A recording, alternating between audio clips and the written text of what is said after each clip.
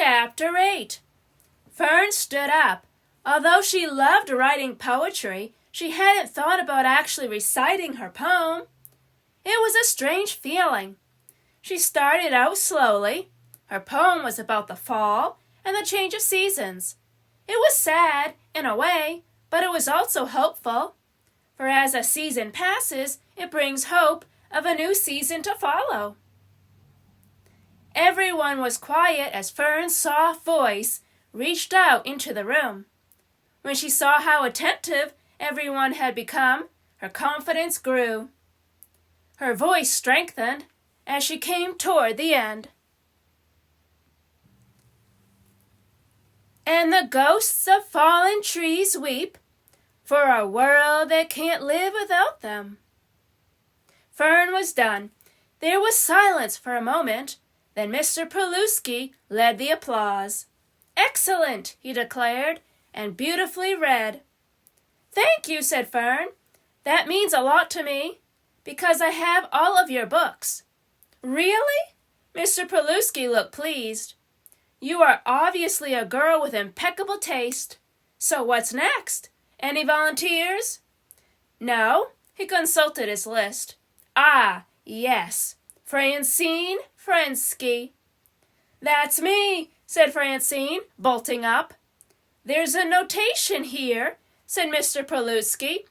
"I see that you also have a musical accompaniment and visual aids.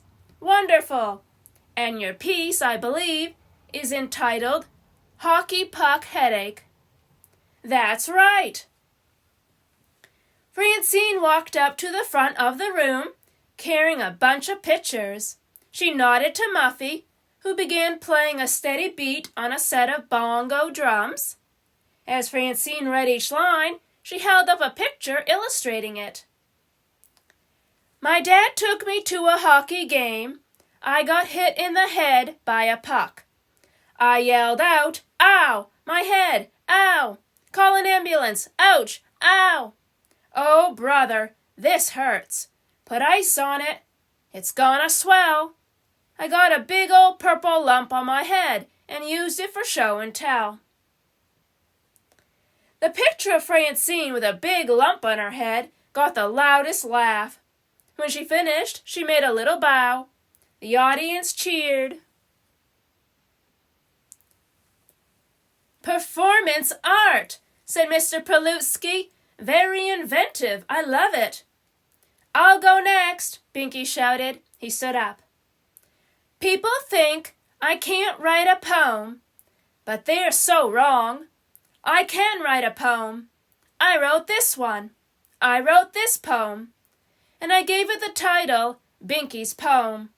So shut up, the end." The applause was a little slow in coming, but it picked up after Binky glared at everyone.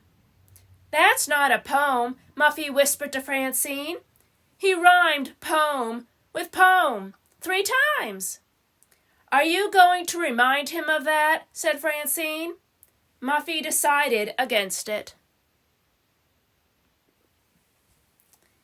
The poems continued, but Fern kept looking around. Someone was missing. Someone who had promised to be there. Finally, she turned to Buster. "Where's Arthur?" she whispered.